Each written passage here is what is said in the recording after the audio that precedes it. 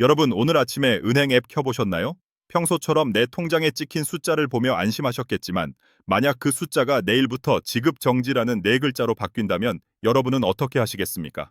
설마 그런 일이 나한테 일어나겠어 라고 생각하시나요? 하지만 불과 얼마 전 세계적인 혁신 기업들이 줄을 섰던 실리콘밸리 은행이 단 30여 시간 만에 무너졌고, 우리나라에서도 새마을 금고 뱅크런 우려로 수조 원이 빠져나가는 긴박한 상황이 있었습니다. 내가 믿고 맡긴 돈이 사실은 은행 금고에 들어있는 게 아니라 누군가의 빚으로 나가 있다는 사실을 알고 나면 아마 오늘 밤 잠이 안 오실 겁니다. 오늘 저는 여러분의 소중한 예금이 진짜 안전한지, 그리고 은행이 망하기 직전에 보내는 소름 돋는 신호들이 무엇인지 낱낱이 파헤쳐 보겠습니다. 이 영상을 끝까지 보신 분과 그렇지 않은 분의 자산 안전도는 완전히 달라질 거예요. 반갑습니다.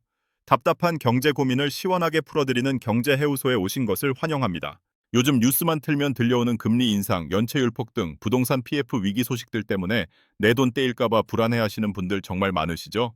이 영상 하나면 뱅크런에 대한 모든 공포와 궁금증을 해결해 드릴 수 있습니다.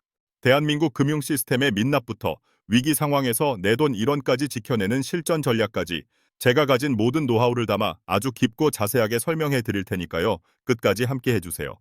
자, 가장 먼저 우리가 짚고 넘어가야 할 부분은 바로 뱅크런이라는 놈의 정체입니다. 뱅크런, 우리말로 하면 예금 인출 사태죠.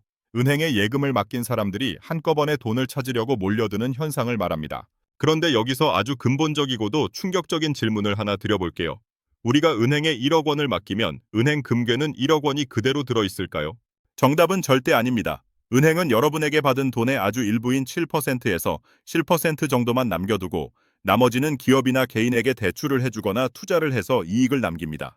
이걸 부분 지급 준비 제도라고 불러요. 초등학생도 이해하기 쉽게 비유를 들어볼게요. 동네에 아주 유명한 자전거 대여점이 있다고 칩시다. 사람들이 자전거 100대를 맡겼는데 주인은 이 자전거가 한꺼번에 대여되지 않을 걸 아니까 90대는 다른 사람들에게 돈을 받고 빌려줍니다. 가게에는 딱 10대만 남겨두는 거죠. 그런데 어느 날 갑자기 소문이 납니다. 이 대여점 주인이 돈을 날려서 망할지도 모른다는 거예요. 불안해진 100명의 주인이 동시에 자전거를 찾으러 옵니다. 주인은 당황하죠. 수중에 있는 자전거는 10대뿐이니까요. 나머지 90대는 이미 멀리 빌려준 상태라 당장 가져올 수가 없습니다. 이때 줄 서 있던 사람들이 소리를 지르고 난리가 납니다. 이게 바로 뱅크런의 핵심입니다. 은행에 돈이 없어서 안 주는 게 아니라 당장 줄 현금이 없어서 못 주는 상황인 거죠. 실제로 2023년 초에 전 세계를 충격에 빠뜨렸던 실리콘밸리 은행 사태가 딱 그랬습니다. 이 은행은 주로 벤처 기업들이 돈을 맡기던 곳이었는데 안전하다고 믿었던 미국 국채에 투자를 많이 해뒀거든요. 그런데 금리가 오르면서 국채 가격이 떨어졌고 이 소식이 트위터를 통해 퍼지자 사람들이 단 몇 시간 만에 스마트폰으로 수십조 원을 인출해 버렸습니다. 은행이 가진 자산을 팔아서 돈을 마련할 틈도 주지 않고 빛의 속도로 돈이 빠져나간 거예요. 여기서 우리가 깨달아야 할 무서운 진실은 뱅크런은 은행이 정말로 부실해서가 아니라 사람들이 부실할 것 같다고 믿는 순간 시작된다는 점입니다. 이걸 경제학에서는 자기 실현적 예언이라고 해요. 멀쩡한 은행도 모든 시청자가 한꺼번에 돈을 찾으러 가면 그날로 망합니다. 그래서 뱅크런은 경제의 논리가 아니라 심리의 논리로 움직이는 거거든요. 그렇다면 우리는 무엇을 봐야 할까요? 소문만 믿고 불안해해야 할까요? 아니면 은행이 진짜로 위험한지 알려주는 명확한 지표를 찾아야 할까요? 자, 이제 우리가 진짜 전문가가 되어야 할 시간입니다. 여러분, 은행에 돈 맡길 때 뭐 보고 결정하시나요? 아마 대부분은 이자 많이 주는 곳, 아니면 집에서 가까운 곳, 그것도 아니면 이름 들어본 큰 은행을 선택하실 거예요.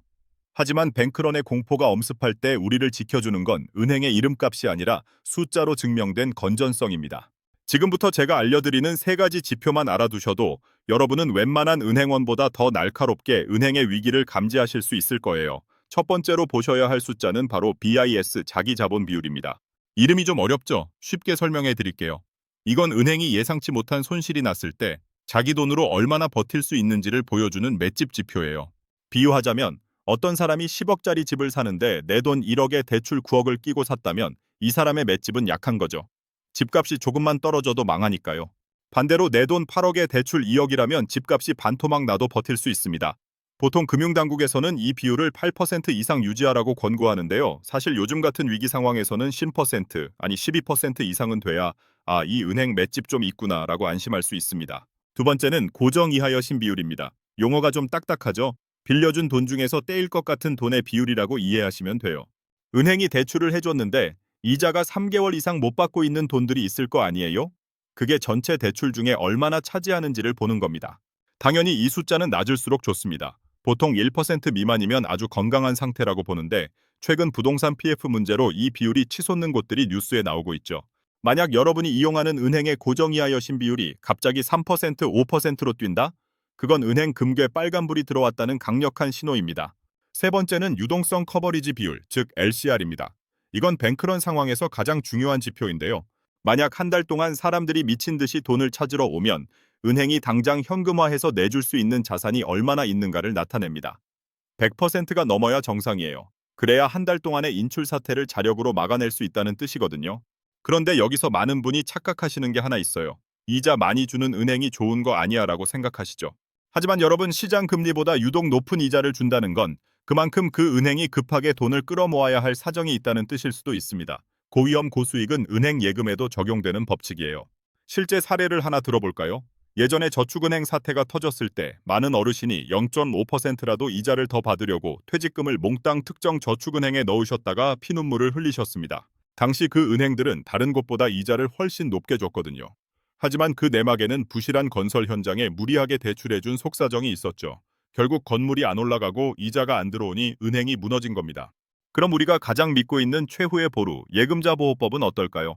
A. 5천만 원까지는 나라에서 지켜주잖아라고들 말씀하시는데 여러분, 이 5천만 원이라는 숫자에 숨겨진 아주 중요한 디테일들을 알고 계신가요? 이걸 모르면 위기 상황에서 뒤통수를 맞을 수도 있습니다. 먼저, 이 5천만 원이라는 한도는 원금만이 아니라 원금과 이자를 합친 금액이에요. 예를 들어볼게요. 여러분이 4,900만 원을 예금했어요. 이자가 200만 원 붙어서 총 5,100만 원이 됐습니다. 그런데 이 상황에서 은행이 망하면 어떻게 될까요? 국가에서 5,100만 원을 다 줄까요? 아닙니다. 딱 5천만 원까지만 줍니다. 나머지 100만 원은 사실상 날아갈 확률이 높아요.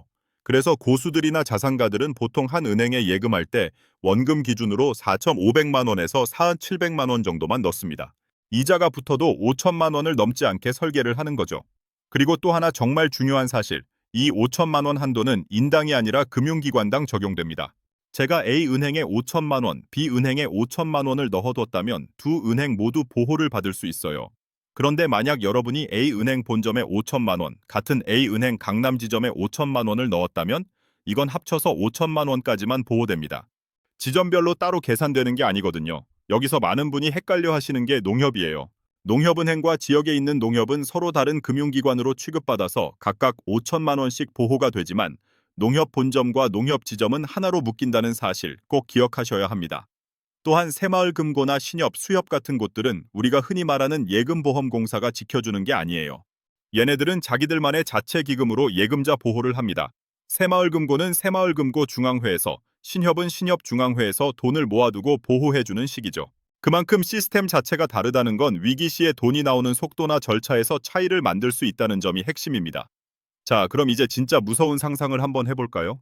그래, 5천만 원까지 보호되는 건 알겠어. 근데 은행이 망하면 그 돈 바로 다음날 찾을 수 있는 거야? 라고 물으신다면 제 대답은 절대 아니요입니다.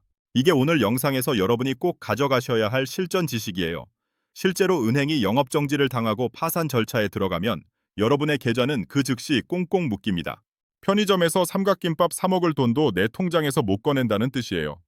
예금보험공사에서 돈을 지급하기까지는 보통 몇 주에서 몇 달이 걸릴 수도 있습니다.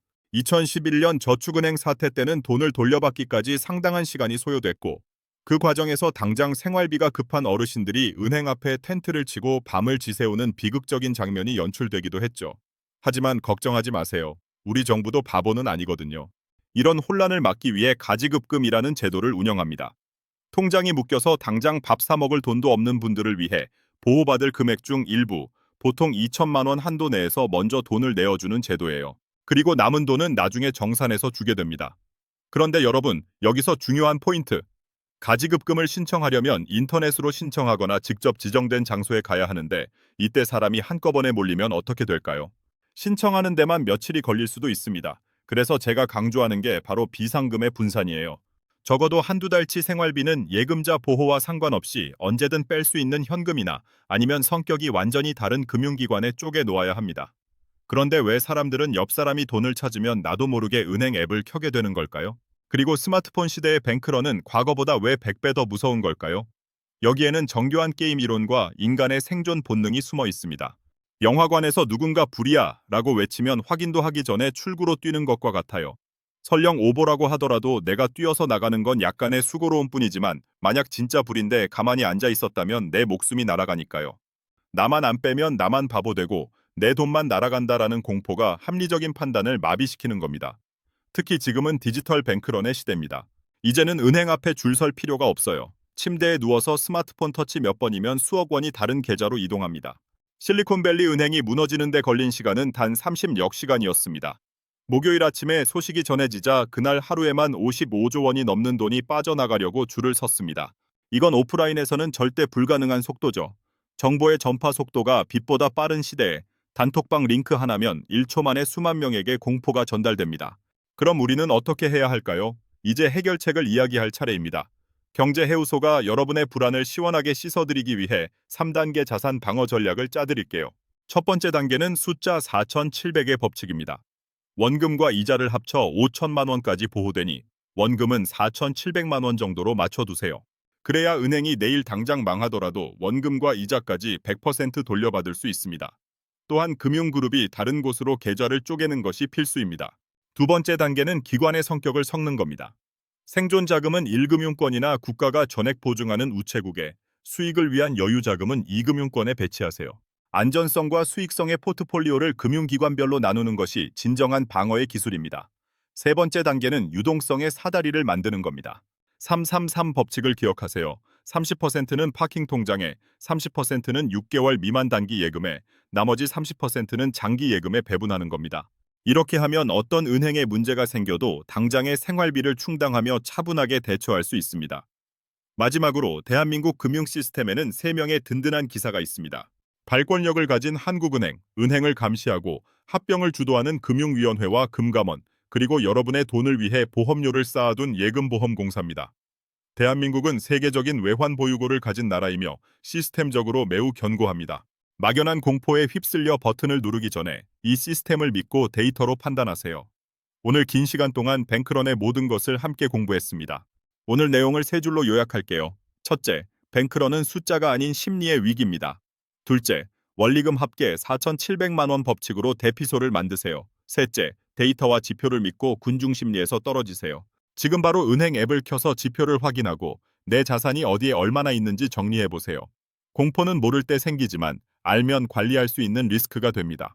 지금까지 여러분의 경제 고민을 시원하게 해결해드리는 경제해우소였습니다. 오늘 내용이 도움되셨다면 구독과 좋아요 부탁드립니다. 여러분의 소중한 자산을 지키는 길에 항상 함께하겠습니다. 감사합니다.